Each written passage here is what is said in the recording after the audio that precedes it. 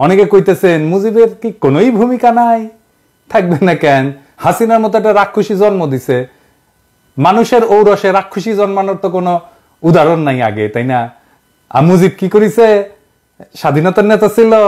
আজ এনে বিষয়টা দেখি তো, মুজিবের যদি স্বাধীনতার জন্য অবদান থাকে তো জিন্নাহ সাহেবেরও আছে, আছে না? আছে তো। তিনি না থাকলে কি আমরা এই মানচিত্র পাইতাম বাংলাদেশের? এই মানচিত্রটা কার দেওয়া? এটা তো জিন্নাহ সাহেবের দেওয়া। তো জিন্নাহ সাহেবকে আমরা এখন ছেলাম ঠুকি নাকি? হ্যাঁ, কি মানবেন? আজ আর একটা উদাহরণ দিই ইতিহাস থেকে। মুসলিম লীগ আমাদের জমিদারি উচ্ছেদ আন্দোলনের নেতৃত্ব দিল। আমাদের যুগ যুগের এই যে তিতুমির যে লড়াই করলো, হাজী শরীয়তুল্লাহ লড়াই করলো, এই যে নুরুদ্দিন লড়াই করলো, কার জন্যে? জমিদারি উচ্ছেদের জন্য। তো এই জমিদারি উচ্ছেদ আন্দোলনের নেতৃত্ব দিল কে? মুসলিম লীগ। তো জমিদারি প্রথা উচ্ছেদ করলো কে? আমাদের প্রথম রাষ্ট্র পাকিস্তান উপহার দিল কে? মুসলিম লীগ। তো আমাদের পূর্ববঙ্গের সব রাজনৈতিক নেতা করতো মুসলিম লীগ। মৌলানা ভাসানী বলেন, শেখ মুজিব বলেন, শেরে বাংলা বলেন, সবাই কে না? এই মুসলিম লীগ তারপরে ক্ষমতায় যায় জনগণের বিরুদ্ধে দাঁড়ায় মুসলিম লীগ নিশ্চিহ্ন হয়ে যায় নাই? আমরা কি এখন মুসলিম লীগের নামে জয়ধ্বনি দেই, জয়গান করি? মুসলিম লীগের নামে করি না। এত গৌরবজনক অর্জন থাকা সত্ত্বেও তো কেন করি না? তাইলে ওইটার জবাব দেন আগে। আচ্ছা, আর একটা এক্সাম্পল দেই ইতিহাস থেকে। বাংলায় বর্গিরা আসতো, জানেন তো? ওই যে খোকা ঘুমালো পাড়া জুলালো, বর্গি এলো দেশে, বুলবুলিতে ধান খেয়েছে, খাজনা দেবো কিসে? 1741 সাল থেকে মারাঠারা বাংলায় আক্রমণ করে লুটতরাজ, ধর্ষণ, কি না কি, খুন খারাপি, এই সমস্ত চালাইতে থাকে। পরবর্তী দীর্ঘ 10 বছর ধরে মারাঠাদের এই আক্রমণ চলতে থাকে। এরাই হইতেছে সেই বর্গি।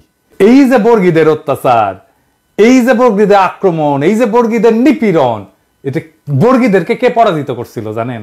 কে বাংলার অসহায় মানুষদের মুক্তি দিছিল বর্গির অত্যাচার থেকে নিজ বিক্রমে? কে?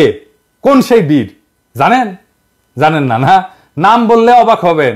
সে মুক্তিদাতার নাম আমরা জানি, কিন্তু তার এই অবদানের কথা আমরা কখনো বলি না, বলবো না।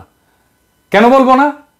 কারণ সেই বীর যে বর্গির আক্রমণ থেকে বাংলাকে বাঁচাইছিল, বর্গিদের পরাজিত করছিল, সমূলে নির্বংশ করছিল, তার নাম হচ্ছে মীর জাফর আলী খাঁ।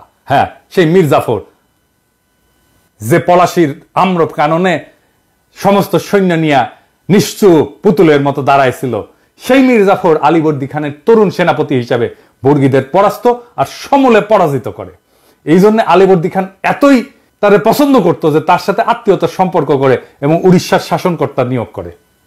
শেখ মুজিবও আর এক মীর জাফর, স্বাধীনতার আন্দোলনের নেতা, কিন্তু বর্বর স্বৈর শাসক আর হাসিনার ফ্যাসিস্ট শাসনের আইকন। তাই স্বাধীনতা যুদ্ধের ভূমিকা যা কোনোভাবে মীর জাফরের বর্গীদের বিরুদ্ধে বীরত্বের সাথে লড়াই করার সাথে তুলনীয় না, তাকে আমাদের স্মরণীয় বরণীয় ভাবার কোনো দায় নাই। মীর জাফরের বিশ্বাসঘাতকতা তার মুক্তিদাতার ভূমিকাকে যেভাবে নিশ্চিহ্ন করে দিচ্ছে, ঠিক একইভাবে স্বাধীনতা যুদ্ধে মুজিবের ভূমিকাকে আমরা কোনোভাবেই সেলিব্রেট করতে পারি না। তার স্বৈর শাসন এবং তার ফ্যাসিবাদের আইকন হওয়া তার মুক্তিযুদ্ধের স্বাধীনতার ভূমিকাকে নিশ্চিহ্ন করে দিচ্ছে। যদি মুজিবকে সেলিব্রেট করতে হয় তাহলে বর্গীদের বিরুদ্ধে মীর জাফরের বিরুদ্ধকে আগে সেলিব্রেট করতে হবে। 15ই আগস্ট গণতন্ত্র মুক্তি দিবস, বাংলাদেশের মানুষ উৎসব করবে, আমরা উৎসব করব। মুজিব বন্দনা বাংলাদেশে করা যাবে না। এই যে যারা কয় যে করলে ইতিহাসের বিরুদ্ধে হবে, ওদের বলবেন মীর জাফর আলী খাঁকে তাইলে আমাদের আগে সম্মান দিতে হবে। ওইটা ইতিহাস না? বর্গীর আক্রমণ ইতিহাস না? খালি পাকিস্তানের শোষণই ইতিহাস? পাকিস্তানের শোষণ তো বর্গীর আক্রমণের তুলনায় কিছুই ছিল না। মুজিবের আগে মীর জাফরের হিস্সা আছে বাংলার ইতিহাসে, তাহলে ওইটা নিশ্চিত করেন। এবার আসেন একজন শহীদের আলাপ করি। 20 জুলাই ঢাকার সাভার বাসস্ট্যান্ডে গুলিতে নিহত হয় ক্ষুদ্র ব্যবসায়ী কুরমান শেখ। কুরমান শেখ ছিল শারীরিক প্রতিবন্ধী, সে প্রতিবন্ধী ভাতাও পেত। কালুখালীর রতনদিয়া রেল লাইনের পাশে জরাজীর্ণ টিনের ঘর ছাড়া তার কোনো সম্পদ নাই। 1.5 দশক ধরে ঢাকার সাভার বাসস্ট্যান্ডে একটা ছোট্ট ঘরে দৈনিক ভাড়া ভিত্তিতে মুরগির ব্যবসা করতেন।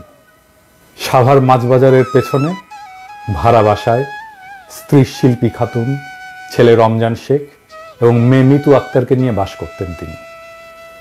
দরিদ্র ছিলেন, কিন্তু সুখের সংসার ছিল। ছেলে রমজান শেখ জগন্নাথ বিশ্ববিদ্যালয়ের লোক প্রশাসন বিভাগের 4র্থ বর্ষে, মেয়ে মিতু আক্তার ইউরোপিয়ান ইউনিভার্সিটিতে BBA 1ম বর্ষে পড়াশোনা করতেন। সংঘর্ষের দিন সাভার এলাকায় অনেকের দেখা দেখি কুরমান শেখ দোকান খুলেছিলেন। কুরমান শেখের ছেলে রমজান বলেন, দুপুরে সংঘর্ষ শুরু হলে আব্বু দোকান বন্ধ করে পেছনের মাছবাজার এলাকায় বরফ কলের ভেতর আশ্রয় নেন। এ সময় অনেকেই সেখানে আশ্রয় নেন। আমার এক চাচাও ছিলেন।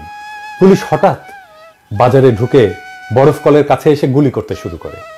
নিহত কুরমান শেখের স্ত্রী শিল্পী খাতুন বলেন, সে প্রতিবন্ধী ভাতাও পেত, সোজা হয়ে দাঁড়াতে পারত না, ঠিকমতো হাঁটতেও পারত না।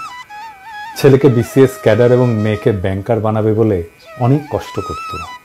সে কোনো দল করত না। আমার স্বামী হাত জোর করে পুলিশের কাছে বলেছিল, স্যার আমি অসুস্থ, ব্যবসা করে খাই, আমাদের গুলি কইরেন না। এরপর গুলি করে হত্যা করে পুলিশ কুরমান শেখকে নির্বিকারভাবে।